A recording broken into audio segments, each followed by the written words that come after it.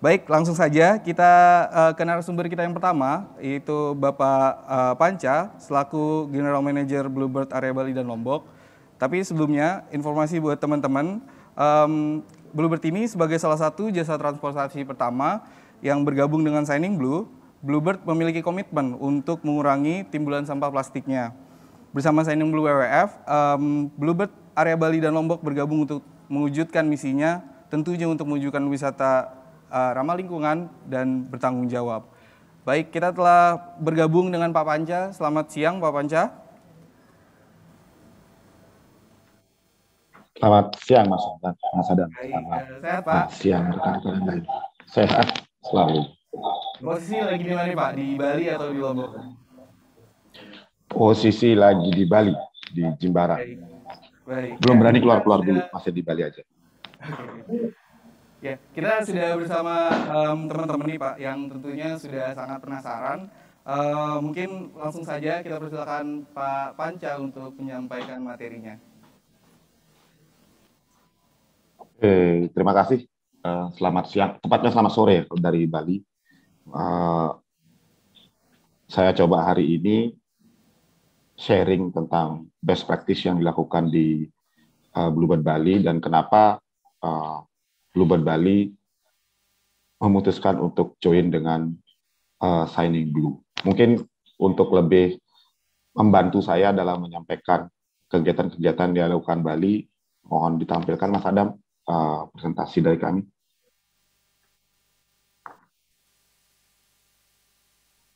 Terima kasih.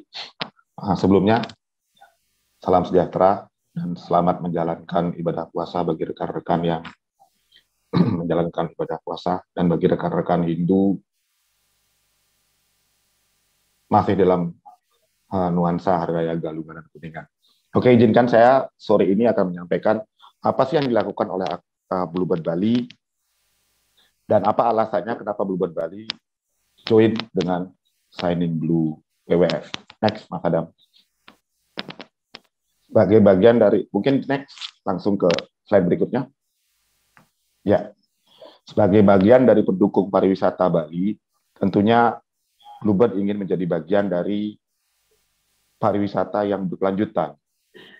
Karena bisnis kami bukan hanya sekedar bisnis transportasi, tapi lebih dari itu bahwa bisnis kami sesuai dengan visi dan misi perusahaan, itu harus memberikan value kepada lingkungannya. Dan tentunya bukan hanya sekedar retorika dari keinginan untuk memberikan value, tapi secara nyata juga kita bisa mendapatkan manfaat secara ekonomi ketika kami menjalankan ini. Lalu dari mana kami memulainya? Tentunya dengan melihat berita-berita yang ada di media, melihat kondisi-kondisi yang ada di lingkungan kita.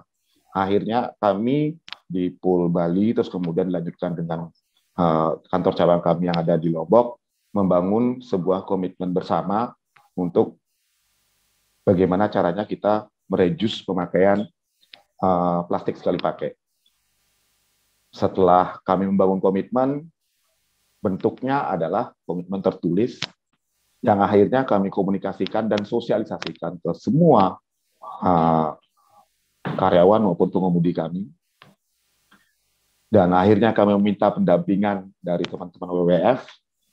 Dari mana mulainya? Kami menghitung sampah yang kami produksi. Itu adalah awal dari kami memulainya. Dan setelah menghitung sampah plastik, terus kemudian potensi-potensi dari mana aja sumber-sumber sampah plastik itu, mulailah kami menyusun kegiatan. Next, Mas Adam. Nah, untuk mempermudah melakukan kegiatan, kami membuat 3 pilar aktivitas dalam mengurangi sampah plastik. Agar gampang mensosialisasikannya ataupun memberikan pemahaman kepada karyawan dan pengemudi, kami membuat 3 pilar utama, yaitu yang pertama adalah eliminasi. Jika plastik itu mungkin untuk dihilangkan, ya kita hilangkan. Terus yang kedua adalah substitusi, jika ada barang penggantinya, ya kita ganti dengan bahan yang lebih alami. Terus kemudian, jika tidak bisa dilakukan keduanya, kami lakukan pengelolaan secara administratif, seperti bagaimana pengelolaan mengumpulkan sampahnya, jangan sampai berseceran. Contoh dari aktivitas-aktivitas itu misalnya adalah kalau memang bisa dibuang, bisa dihilangkan. Contohnya adalah straw, sehingga semua kegiatan yang ada di kantin Bluebird itu tidak menggunakan straw, tidak menggunakan sedotan plastik. Terus kemudian substitusi, ada hal-hal yang bisa diganti, misalnya penggunaan botol minuman plastik mineral. Jadi itu kita hilangkan semua, kita ganti dengan penggunaan tumbler ke semua karyawan. Minuman-minuman yang biasanya menggunakan minuman plastik mineral yang kecil-kecil itu kita ganti semua, digantikan dengan penggunaan infused water. Terus dan pengelolaan administratif ini contohnya adalah kami punya bengkel, ada barang-barang yang harus dilindungi dengan plastik, contohnya ban. Ya kalau plastiknya dihilangkan, ya lifetime bannya jadi berkurang. Nah, ini yang nggak bisa dihilangkan maupun diganti, maka ini kami kelola secara administratif. Jadi itu contoh sederhananya. Next. Nah, ini adalah beberapa contoh aktivitas kami. Kami bukan hanya beraktivitas di lingkungan kantor kami, bukan hanya beraktivitas di lingkungan pool kami, tapi kami juga banyak melakukan kegiatan-kegiatan yang melibatkan masyarakat. Salah satunya adalah ikut terlibat dalam pelestarian mangrove. Itu melibatkan lebih dari 6.000 orang yang melibatkan dari berbagai banyak elemen masyarakat, mulai dari sipil sampai dengan polisi dan angkatan. Terus kami juga ini mungkin bukan tepatnya pembangunan mata air ya, tapi kami ikut membantu dalam konservasi mata air di Rendang Karangasem. Jadi di situ ada sumber mata air yang tersembunyi yang warnanya biru, tapi posisinya ada di bawah posisi sungai yang lain, sehingga jadi sumber airnya itu ditutupin. Nah, ini kami bangunkan, kami pisahkan antara sungai yang di atas dan di bawah, dan kami buatkan perangkap untuk sampah-sampahnya. Next, Mas. Nah, juga contohnya kami ke kalangan muda di pasar-pasar dengan Jegen Bungan Desa. Jadi itu seperti putrinya di Desa Kute.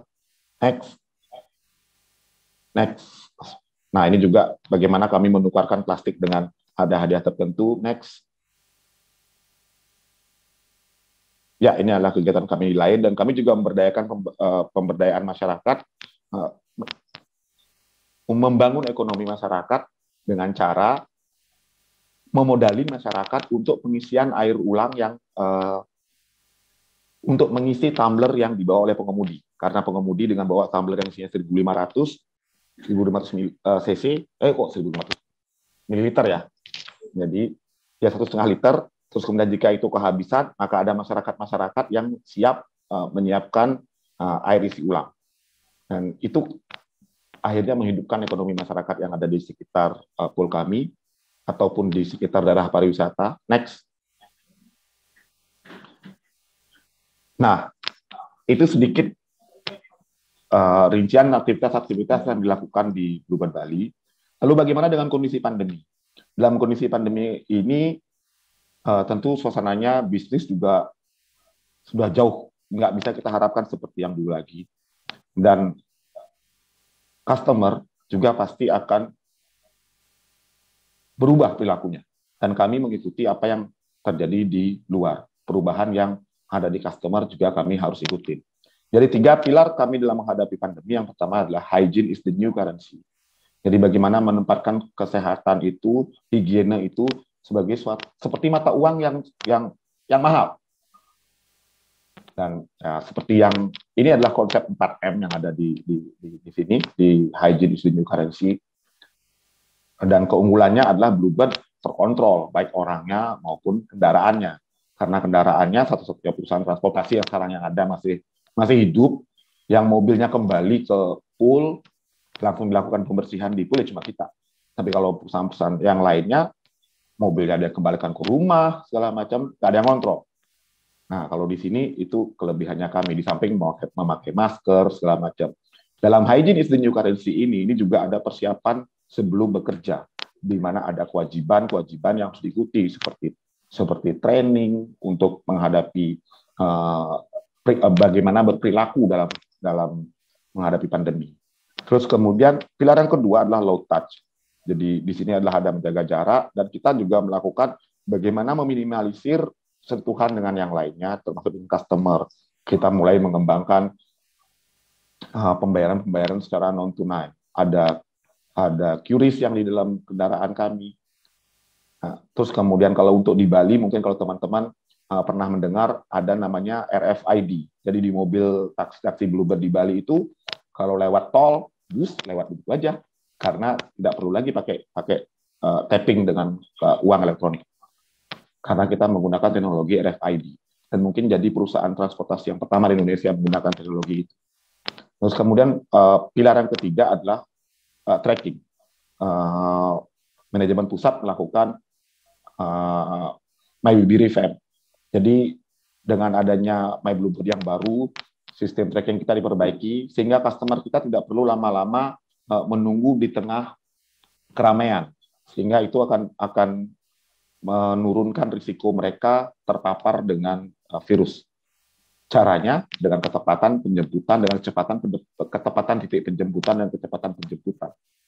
Next. Nah, dari hal ini kami menjadi satu-satunya perusahaan transportasi, khususnya di taksi, yang mendapatkan sertifikat platinum dari pemerintahan Provinsi Bali. Sehingga kami diutamakan sebagai pendukung pariwisata, diutamakan juga untuk mendapatkan vaksinasi. Sehingga pengemudi dan staf kami di Bali sudah divaksinasi 100% untuk mengamankan dan mempersiapkan pembukaan Bali untuk menerima kedatangan wisatawan Nusantara maupun wisatawan asing. Next. Nah, apa selanjutnya? Nah, ini sebenarnya foto yang baru kami upload kemarin, kami minta upload kemarin. Selanjutnya sumbangsih Bluebird Bali untuk lingkungan adalah yang ini. Mungkin kalau bisa teman-teman bisa lihat di TikTok-nya Bluebird Bali, TikTok Bluebird Bali bisa dilihat. Di situ ada unboxing produk baru dari Bluebird Bali, di mana di situ ada kelihatan staff saya yang kebingungan nyari knalpot karena mobil ini tidak ada knalpotnya. Kenapa tidak ada knalpotnya? Karena mobil ini adalah electric vehicle. Jadi mulai kemarin sore unit-unit ini sudah ada di Bali. Jadi ini adalah bentuk sumbangsih kami kepada pariwisata Bali yang lebih berkelanjutan. Saya kira itu yang bisa saya share untuk best practice yang dilakukan oleh Bluebird Bali. Mudah-mudahan ya rekan-rekan yang melihat atau mengikuti acara ini bisa menjatuhkan pilihan kenapa harus memilih Bluebird Bali, khususnya kalau lagi ke Bali. Saya kira itu Mas Adam, terima kasih banyak. Dan kalau ada pertanyaan-pertanyaan mungkin biar dikolek sama Mas Adam. Terima kasih. Baik, terima kasih Bapak Panca, sangat menarik sekali ya dan sangat menginspirasi sekali. Kita melihat bagaimana tadi pengelolaan sampah, pemberdayaan masyarakat, terus juga ada 3 pilar menghadapi pandemi begitu yang Pak Panca katakan bahwa kebersihan adalah harga mati bagi Bluebird. Dan juga yang terakhir ada mobil listrik yang tentunya mendukung gerakan-gerakan sustainable best practices.